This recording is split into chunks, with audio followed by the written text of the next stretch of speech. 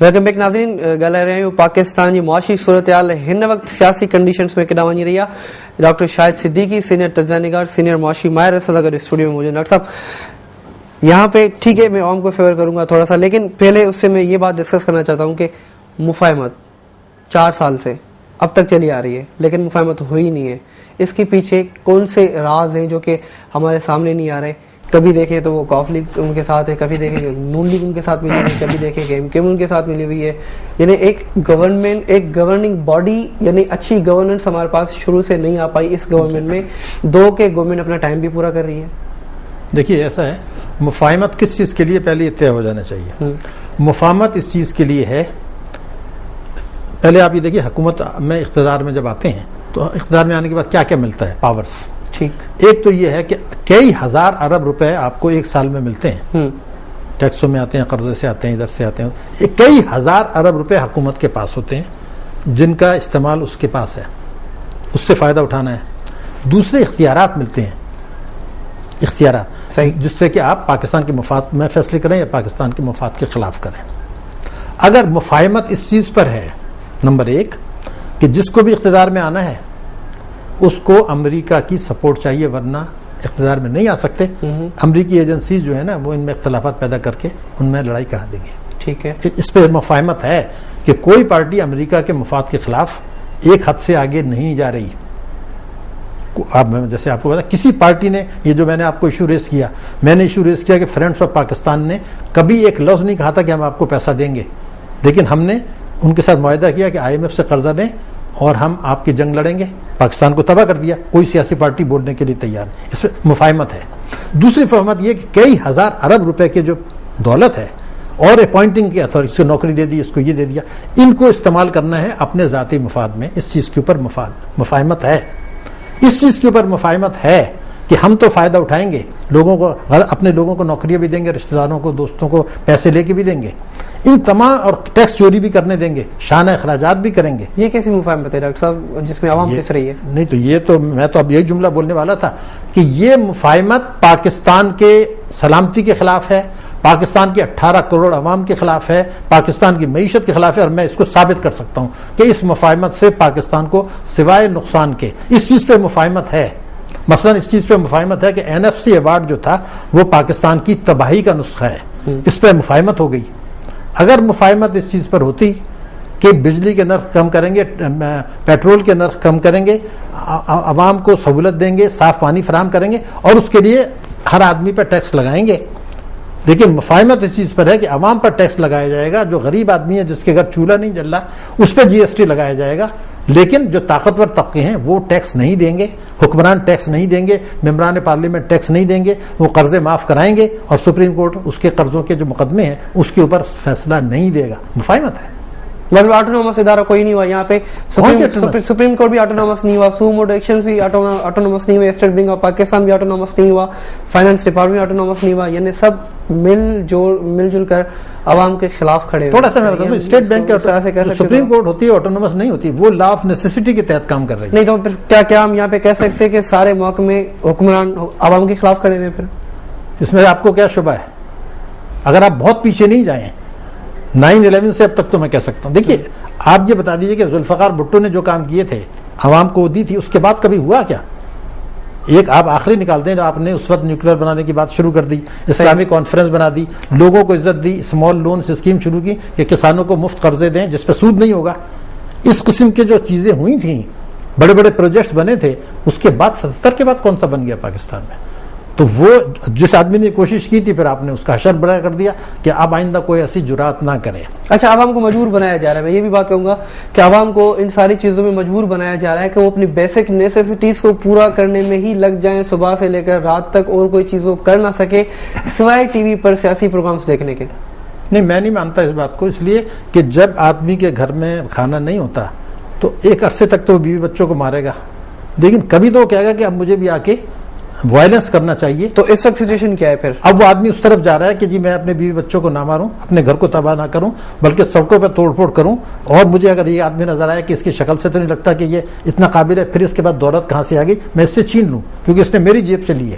صحیح. یعنی اب وہ وائلنس کی طرف جا رہے ہیں, توڑ پھوڑ کی جا رہے ہیں. اس کا جو اگلا ہوگا ان لوگوں کو گریبان پکڑیں گے اور وہ خانہ جنگی جسے کہتے ہیں, جو آیا اس کو توڑ دیں, مار دیں. یہ پاکستان میں دور آ گیا اس لیے کہ لوگ یہ فیل کر رہے ہیں. لیکن مسئلہ کیا ہے, لوگ کیوں نہیں اس میں سڑک پہ کیوں نہیں آ رہے؟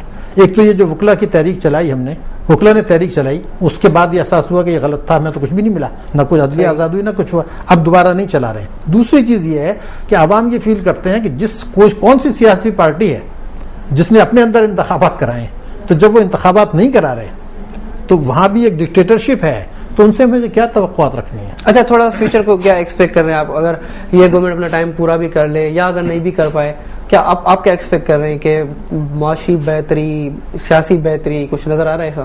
دیکھیے, جب تک عوام اپنی یہ ذمہ داری فیل نہیں کریں گے اور میڈیا کو جو حالات نے طاقت دے دی ہے وہ اس کو پاکستان کے مفاد میں استعمال نہیں کرے گی, کچھ نہیں ہو سکتا. میں آپ کو ایک بات بتا دوں, پاکستان میں مجھے ایک آدمی بتا دیں جس کو یہ پتا نہ ہو کہ سوات میں کوڑے مارے گئے تھے ایک لڑکی کو. سب کو پتا ہے, لیکن پاکستان میں کتنے آدمیوں کو پتا ہے کہ یہ ثابت ہو چکا ہے کہ وہ ڈرامہ تھا, کسی کو کوڑے نہیں مارے گئے تھے, اس عورت نے ٹی وی پہ آ کے کہہ دیا, اس کے شوہر نے کہہ دیا.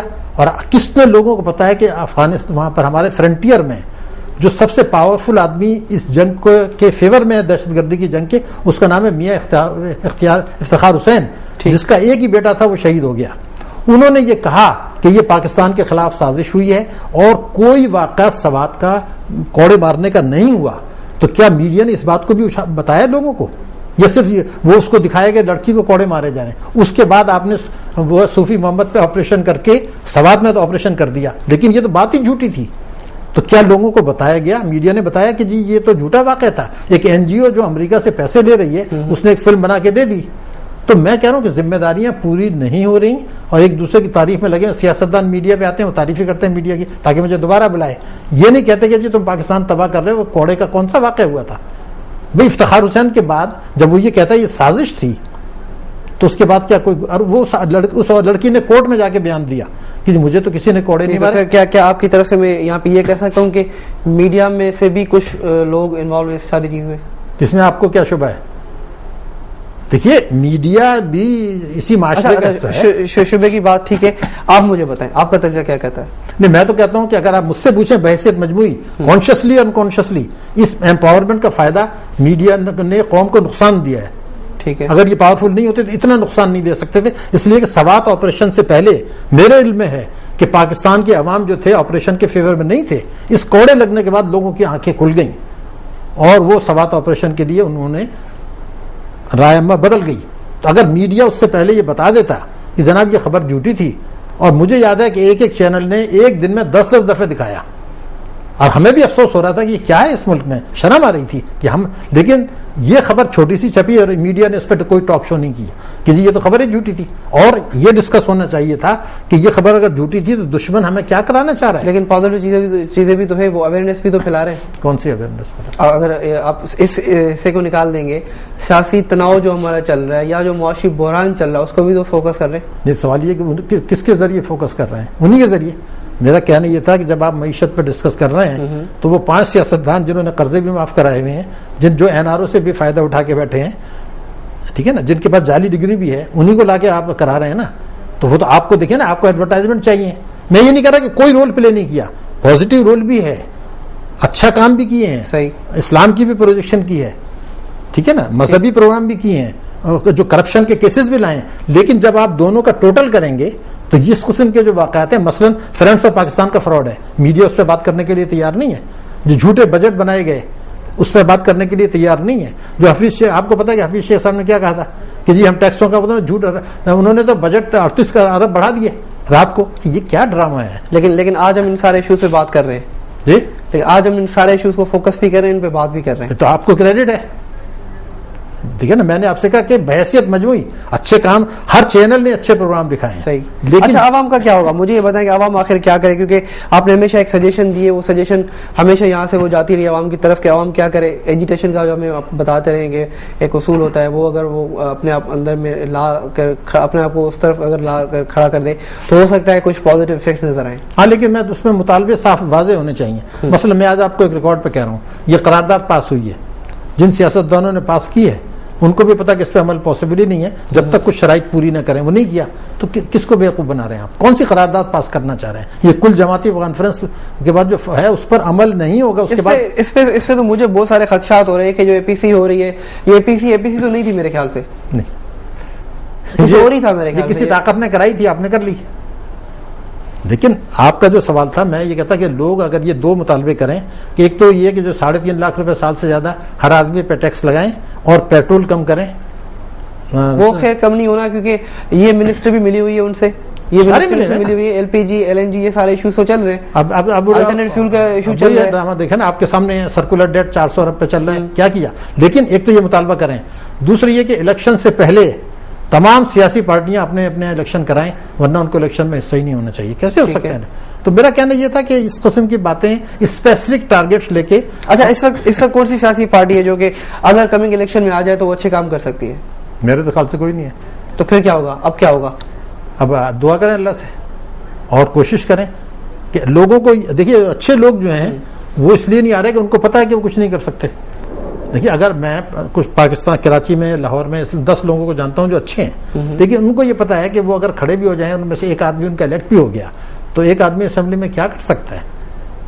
تو میرے خیال سے تو کوئی نہیں ہے. جو اس وقت آپ کو نظر آ رہے ہیں, میں نے تو ایک کرائیٹیریا رکھا تھا. تو پھر کیا ہم یہاں پہ یہ کمنٹ کر سکتے ہیں کہ سچویشن اور بدتر سے بدتر ہوتی جائے گی؟ پھر بدقسمتی سے جو اس وقت سازشیں امریکہ افغانستان مل کے بھارت کے ساتھ مل کے, اور ہم ان کو کہتے ہیں جی ہمارے دوست ہیں بھارت, تو اگر یہی سوچ ہے اور لوٹ مار میں لگے ہوئے ہیں, اب پارلیمنٹ میں جنہوں نے قرضے معاف کرائے ہیں ان کو تو کوئی ہاتھ ڈالنے کے لیے تیار نہیں ہے. ایک بات کروں بھئی, آپ نے قرضے معاف کرائے واپس نے, کورٹس کس لیے بیٹھی ہیں؟ تو کوئی آدمی ان پہ ہاتھ ڈال, این آر او کے پر فیصلہ کوئی نہیں آ رہا, تو این آر او کا سیٹ اپ چل رہا ہے. تو آپ کے خیال سے جس وقت ذوالفقار علی بھٹو تھے تو کبھی آپ نے سنا تھا کہ حکومت پہ یہ کہا گیا ہو کہ یہ کرپٹ ہے؟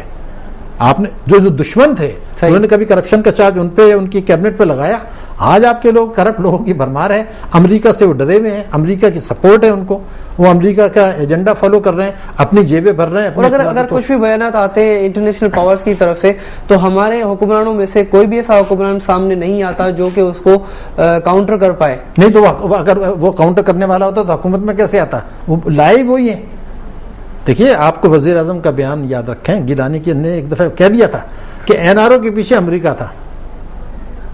اب این آر او میں پاکستان کے کون کون لوگ شامل تھے؟ صحیح. آپ کے کیانی صاحب شامل تھے, مشرف صاحب شامل تھے, تو پھر انہوں نے کرایا تھا نا. آپ کا جو سینٹ کا چیئرمین ہے وہ شامل تھا.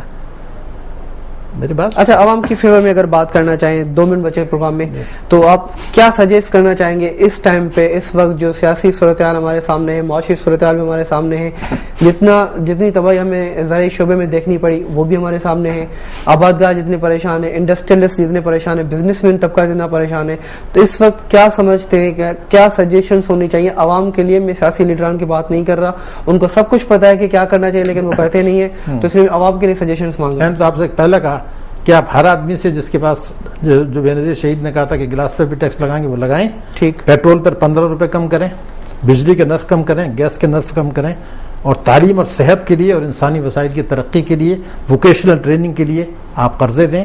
کسانوں کو گائے اور بھینس کے لیے قرضے دیں جن کے پاس زمین نہیں ہے. شہروں میں ان کو قرضے دیں کہ اپنے گھر میں چھوٹا چھوٹا کاروبار کریں, پلمبر ہے, الیکٹریشین ہے, کارپینٹر ہے.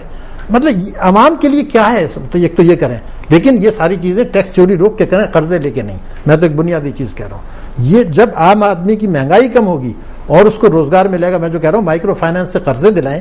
ایک پلمبر گھر پہ پڑا ہے, اس کے پاس ہنر ہے, الیکٹریشین ہے, اس کو آپ 50,000 75,000 قرضہ دیں, وہ اپنا کاروبار کرے بیچارہ. ٹھیک ہے, یہ تو ہو گیا گورنمنٹ یا حکمرانوں کی طرف سے, یا ہمارے جو مینیجرس اوپر بیٹھے ہیں, اکنامک مینیجرس اور فائنانس مینیجرس وہ اوپر بیٹھے ہیں, ان کے لیے اپنے سجیشنز دے دی جو کہ ہر پروگرام میں دیتے آئے لیکن ان پہ عمل نہیں ہوتا. عوام کیا کرے اس وقت؟ عوام, میں نے وہی جو پہلے کہا تھا کہ دفتروں سے اوقات کے بعد نکلیں اور حکومت پہ یہ مطالبہ کریں کہ جی آپ اپنا یہ ٹیکسوں کا کریں, یہ جو میں نے مطالبہ بتایا ہے, اپنے یہاں انتخابات کرائیں اور جتنے کرپٹ لوگ ہیں جن پہ مقدمے ہیں ان کو حکومت سے اداروں سے فارغ کریں.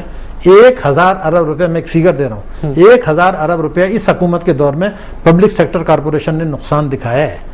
یہ نقصان کیا ان کی جیب میں کیوں بھگتوں؟ مگر پی آئی اے میں کرپشن ہے, اسٹیل مل میں کرپشن ہے, کیسے ان کو نقصان ہو سکتا ہے؟ ریلوے میں کیسے نقصان ہو سکتا ہے؟ یہ جو کرپشن ہو رہا ہے تو ٹھیک ہے, ان کا 10% ان کی جیب سے وصول کریں, ان کے اثاثے ضبط کر لیں. ان کے جنہوں نے قرضے معاف کرائے وہ حکومت میں نہیں رہ سکتے, پارلیمنٹ میں نہیں رہ سکتے. یہ مطالبے لے کے آئیں اسپیسیفک, مردہ آباد زندہ باد چھوڑیں. اس لیے کہ یہ ملک 27 رمضان کو بنا تھا, ہر مسلمان کی ذمہ داری ہے کہ اس کو بچائے.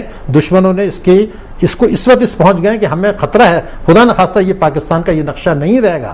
تو اس کو بچانے کے لیے اگر عوام نے, صرف غربت کے لیے میں بات نہیں کر رہا, صرف اپنے گھر کے چولہے کی بات نہیں کر رہا, ہر مسلمان کی ذمہ داری ہے جو پاکستانی ہے کہ ان دشمنوں سے پاکستان کو بچانے کے لیے وہ اپنا رول پلے کرے. آپ پروگرام کے ذریعے کر سکتے ہیں, جو بات کر کے کر سکتا ہے, جو اخباروں میں لکھ کے کر سکتا ہے, جو سڑک پہ آ سکتا ہے, جو غریب عوام ہے, کسان ہیں, مزدور ہیں, ان سب کی ذمہ داری ہے, دانشوروں کی ذمہ داری ہے, وکلا کی ذمہ داری ہے, ججز کی ذمہ داری ہے کہ ذرا دیکھیں, ورنہ ہر ایک کو جواب دینا پڑے گا. یعنی جو جتنا کچھ کر سکتا ہے وہ اپنے طرف سے ضرور کرے. اچھا, آپ نے بڑی اچھی بات چھیڑ دی, لیکن پروگرام میں ٹائم نہ ہونے کی وجہ سے اس کو کسی دوسرے پروگرام میں ڈسکس کریں گے. جیسے آپ نے ریلوے کا نام لیا, پی آئی کا نام لیا, ان اداروں میں جو کرپشن ہو رہی ہے, ان اداروں کیسے سنبھالا جا سکتا ہے. 1000 ارب روپے 3 سال میں نقصان اٹھایا, کہیں کے لیے؟ اس کو ڈیٹیل میں ڈسکس کریں گے اپنے کسی دوسرے پروگرام میں. Well, thank you very much کہ آپ نے میں جوائن کیا. تھینک یو ڈاکٹر صاحب. ڈاکٹر شاہد صدیقی, سینئر معاشی ماہر, سینئر تجزیہ نگار. انہوں نے چوڑ مطابق हिन वक़्तु आवाम जेकॾहिं कुझु करणु चाहे त हर माण्हू जेको हींअर आहे, आम माण्हू हुजे, चाहे उहो नंढो बिज़नेसमैन छो न हुजे या वॾो बिज़नेसमैन छो न, उन जी तरफ़ खां जेका शइ पुॼे थी उन्हनि खां उहो ज़रूरु कनि. एजिटेशन करणी बि आहे, जेकॾहिं को मुज़ाहिरो करिणो बि आहे त पंहिंजनि ऑफिस जे औकात खां पोइ डेफिनेटली आहे, थोरो यानी डिफरेंट आहे, पर इन में इहो आहे त एटलीस्ट आम माण्हू जिन खे नुक़सानु थिए थो कुझु माण्हुनि जे करे, उन्हनि जो बचाव ज़रूरु थींदो. त पंहिंजनि उन औकातुनि में उहो कुझु डिमांड करे सघनि था, जेको लिखी सघे थो उहो लिखे, जेके मीडिया ते प्रोग्राम करे सघनि था प्रोग्राम कनि. हुकुमरान ख़ासि करे उन्हनि लाइ इहे तजवीज़ूं आहिनि त उहे उन्हनि खे टैक्स जेको आहे सो घटाइणु खपे. मुख़्तलिफ़ मदुनि में जेके हू कमीशन्स रखे वेठा आहिनि या मुख़्तलिफ़ जॻहियुनि ते जेके आम आवाम जे मथां बर्डन्स लॻाए वेठा आहिनि उहे घटि कनि, त जेके आम माण्हू खे थोरो स्पेस मिले पंहिंजो कमु करण लाइ. ऐं स्पेशली जीअं डॉक्टर साहिबु रेलवे जी ॻाल्हि कई आहे, अहिड़ा जाम सारा इदारा असां वटि मौजूदु आहिनि. स्टील मिल आहे, रेलवे आहे, पी आई आहे, इन्हनि इदारनि ते डिस्कस कंदासीं डिटेल में पंहिंजे कंहिं ॿिए प्रोग्राम में. अॼोके प्रोग्राम जो टाइम ख़तमु थियो. इजाज़त ॾींदा पंहिंजे ज़ुहैब काका होस्ट खे. तव्हां असांखे लिखी सघो था besttoday@ktntv.tv ते. ॾिसंदा रहो KTN न्यूज़. अल्लाह हाफ़िज़.